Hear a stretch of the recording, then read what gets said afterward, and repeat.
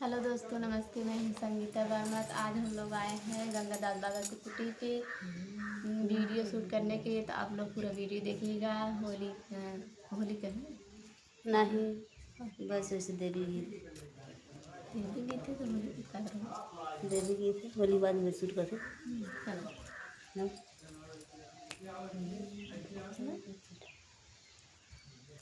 निमिया के डरिया पे डरबई झलुआ झूला मैया ना, हो झूला मैया ना।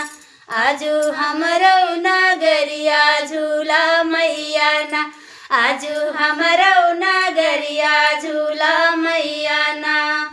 निमिया के डरिया पे डरबई झलुआ झूला मैया ना, हो झूला मैया ना। आजू हमरो नगरिया झूला मैया ना, आजू हमरो नगरिया झूला मैया ना।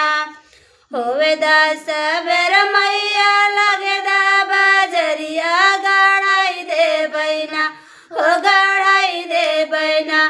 तोरे माथे के भी दियावा गढ़ाई दे बैना, तोरे माथे के भी दियावा गढ़ाई दे बैना।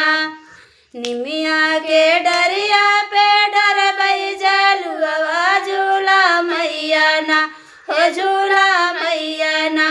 आजू हमरो नगरिया झूला मैया ना, आजू हमरो नगरिया झूला मैया ना। होवे दास बेर मैया लगदा बाजरिया गढ़ाई दे बैना, हो गढ़ाई दे बैना। मैया ललकी चुनरिया ओढ़ाई दे बैना, मैया ललकी चुनरिया ओढ़ाई दे बैना, मैया ललकी चुनरिया ओढ़ाई दे बैना। निमिया के डरिया पे डरबई झलुआ झूला मैया ना, हो झूला मैया ना। आजू हमरो नगरिया झूला मैया ना, आजू हमरो नगरिया झूला मैया ना।